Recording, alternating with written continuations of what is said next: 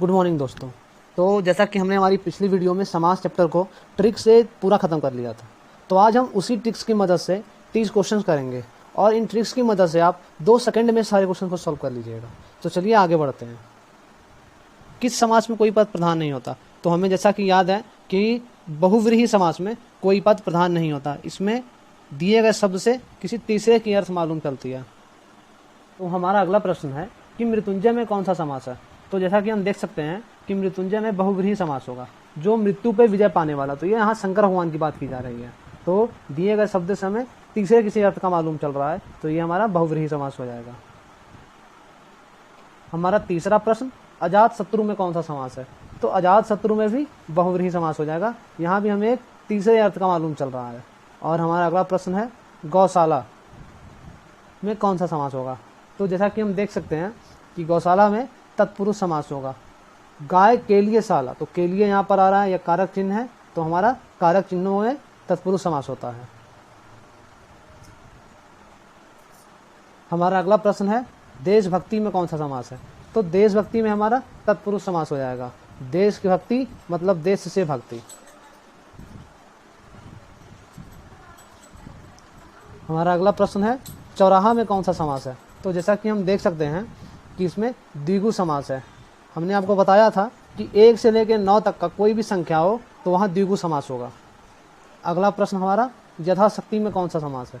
तो यथाशक्ति में अव्ययी भाव समास है। तो इसका ट्रिक ये हो जाएगा दोस्तों कि अव्ययी भाव में पहला शब्द पूर्व पद अव्यय या उपसर्ग होता है। तो ये यथा हमारा ये उपसर्ग है। हमारा अगला प्रश्न है, उपकुल में कौन सा समास है? तो उपकुल में हमारा फिर से अव्ययी भाव समास हो जाएगा। उपकुल में हमारा अव्ययी भाव समास हो जाएगा, क्योंकि इसमें आगे में पूर्व पद जो है वो उप है, जो एक अव्यय है। और एक बहुत ही अच्छा प्रश्न है कि समास का अर्थ क्या होता है? तो समास का अर्थ है संक्षेप। इसको आप याद कर लीजिएगा। अगला प्रश्न है, अनुचित में समास है। तो अनुचित में फिर से अव्ययी भाव समास हो जाएगा, क्योंकि इसमें अनु प्रत्यय लगा हुआ है आगे में। अगला प्रश्न है हमारा, माता पिता में कौन सा समास है? तो माता पिता में हमारा द्वंद्व समास हो जाएगा। तो द्वंद्व समास की ट्रिक हमने आपको बताई थी कि जिस समास में बीच में शब्दों के बीच में योजक चिन्ह हो, 2 शब्दों के बीच में हमारा जहाँ योजक चिन्ह रहेगा वो द्वंद्व समास हो जाएगा। 2 विपरीत शब्दों के बीच में योजक चिन्ह रहेगा, तो हमें तुरंत पहचान लेना है कि वो द्वंद्व समास है। और हमारा अगला प्रश्न है, किस शब्द में कर्मधारय समास है? तो इसका उत्तर हो जाएगा ए नंबर, महाराजा। और इसके लिए ट्रिक हो जाएगी दोस्तों कि कर्मधारय समास में विशेषण विशेष से होता है। पूर्व पद हमारा पहला पद विशेषण होगा और द्वितीय पद हमारा दूसरा पद विशेष से होगा। तो महान है जो राजा, तो इसमें राजा की विशेषता बताई जा रही है कि वो महान है, तो ये हमारा कर्मधारय समास हो जाएगा। और हमारा अगला प्रश्न आता है, द्विगु समास का उदाहरण है। तो आपने बहुत ही आसानी से पढ़ा था कि द्विगु समास मतलब संख्यावाची शब्द। तो नवग्रह, आगे में 1 से 9 तक जहाँ संख्या लगा रहेगा वो द्विगु समास हो जाएगा। अगला प्रश्न है हमारा, स्त्री पुरुष में प्रयुक्त समास है। तो हमने अभी अभी आपको बताया था कि द्वंद्व समास में बीच में योजक चिन्ह लगा रहता है और 2 विपरीत शब्दों के बीच में योजक चिन्ह लगने के बाद वो द्वंद्व समास हो जाता है। अगला प्रश्न है हमारा, रघुपति किस समास का उदाहरण है? तो रघुपति हमारा बहुव्रीहि समास का उदाहरण है। मतलब दिए गए शब्दों से, रघु से और पति से मिलकर के हमें तीसरे अर्थ का बोध मालूम हो रहा है, श्री राम का। और हमारा अगला प्रश्न है 16वां नंबर, बहुव्रीहि समास का उदाहरण है। तो हमें देखना है कि बहुव्रीहि समास का उदाहरण 12 सिंगा हो जाएगा। यहाँ पर इन शब्दों से 12 सिंगा से हमें एक विशेष 12 सिंह प्रजाति वाले जानवर का मालूम हो रहा है। ऋण मुक्त शब्द में कौन सा समास है? तो हमारा ऋण मुक्त में तत्पुरुष समास हो जाएगा। जहाँ पर दोस्तों ट्रिक एलिमिनेशन ट्रिक भी यूज करना है। जैसे बहुव्रीहि, बहुव्रीहि में क्या होता है कि हमारा दिए गए शब्दों से, 2 शब्दों से तीसरे का अर्थ होता है। तो बहुव्रीहि तो यहाँ पर होगा नहीं, ऋण मुक्त मतलब तीसरे का अर्थ नहीं हो रहा है बोध। उसके बाद कर्मधारय समास, जहाँ पर विशेषण विशेष से हो। तो कर्मधारय भी यहाँ पर नहीं है, आगे में ऋण है जो विशेषण नहीं है, तो विशेषण विशेष से यहाँ कोई बात नहीं हो रहा है। बच गया हमारा तत्पुरुष समास। तो ऋण से मुक्त, ऋण मुक्त, तो हमारा आंसर हो जाएगा तत्पुरुष समास। तो अब अगला प्रश्न है हमारा 18 नंबर, निम्नलिखित में से किस शब्द में बहुव्रीहि समास है? तो इसका उत्तर हो जाएगा पंजाब, क्योंकि बहुव्रीहि समास का अर्थ ही होता है जहाँ दिए गए 2 शब्दों से एक किसी विशेष तीसरे अर्थ का बोध हो। तो तो पंजाब 5 नदियों का समूह, और ये हमारा पंजाब राज्य हो गया, एक विशेष तीसरा नाम, तो हमारा ये बहुव्रीहि समास हो जाएगा। तो अगला प्रश्न है हमारा गुरुमुखी शब्द में समास होगा। तो गुरुमुखी में हमारा बहुव्रीहि हो जाएगा, क्योंकि यहाँ पर दिए गए शब्दों से एक विशेष तीसरे अर्थ का बोध मालूम हो रहा है। तो जैसे यहाँ पर भी हम ऑप्शन एलिमिनेशन ट्रिक लगा सकते हैं। तो पहला तत्पुरुष, यहाँ पर कोई कारण विभक्ति चिन्ह नहीं है तो तत्पुरुष नहीं हो जाएगा। उसके बाद आता है हमारा द्वंद्व, तो यहाँ पर दो विपरीत शब्द के बीच में योजक चिन्ह नहीं लगा हुआ है, तो ये द्वंद्व भी नहीं होगा। फिर आता है द्विगु, तो द्विगु में आगे में 1 से 9 तक का संख्या होना चाहिए, और आगे में है गुरु, तो ये भी नहीं हो जाएगा। तो बच गया हमारा बहुव्रीहि, तो ये बहुव्रीहि समास हो जाएगा। और 20वां नंबर प्रश्न है कि निम्नलिखित में से द्विगु समास का उदाहरण है। तो बहुत ही सरलता से हम देख सकते हैं कि द्विगु समास का उदाहरण क्या हो जाएगा, त्रिभुवन, क्योंकि दूसरा ऑप्शन है त्रिनेत्र, और त्रिनेत्र कहा जाता है हमारे शंकर भगवान को। उसके बाद एक दंत, ये हमारे गणेश भगवान हो गए। उसके बाद दशानन, ये हमारा रावण हो गया। तो इन तीनों के नाम से एक विशेष तीसरे अर्थ का बोध हो रहा है, तो हमारा सही आंसर हो जाएगा त्रिभुवन।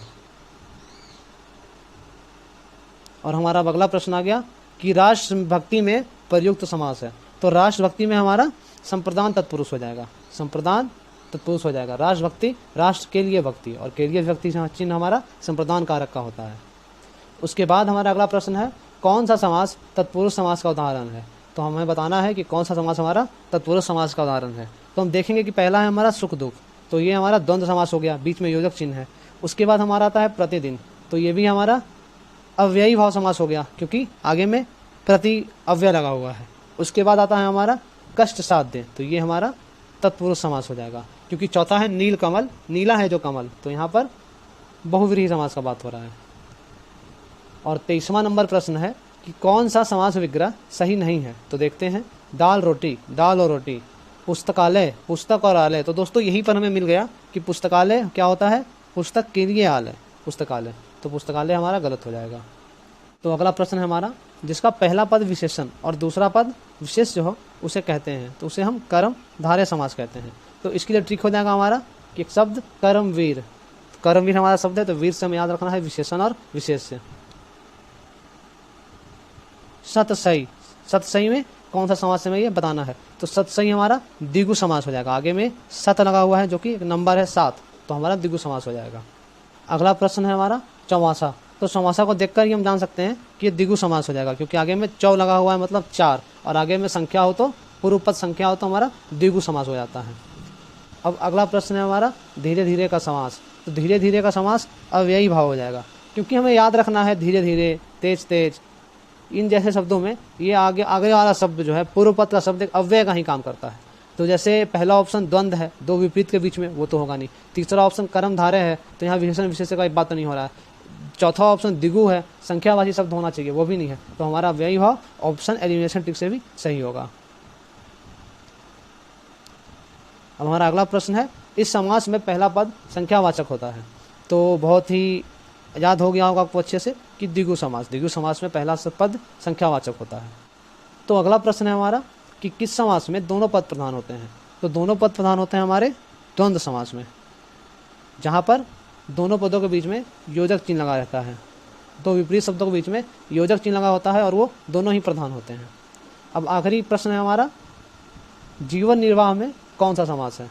तो जीवन निर्वाह में हमारा तत्पुरुष समास हो जाएगा। इसको भी हम लोग ऑप्शन एलिमिनेशन ट्रिक से देख सकते हैं कि कर्म धारय, तो जहाँ पर हमारा विशेषण विशेष से होता है, जीवन विशेषण विशेष से कुछ भी नहीं है। उसके बाद द्वंद्व, जहाँ दो विपरीत शब्दों के बीच में योजक चिन्ह लगा हो तो ये वो यहाँ भी नहीं है, तो ये द्वंद्व भी नहीं हो जाएगा। आखिरी में आता है द्विगु, तो द्विगु भी हमारा नहीं है, क्योंकि आगे में संख्या नहीं है, 1 से 9 तक का संख्या होने के बाद वो द्विगु समास होता है।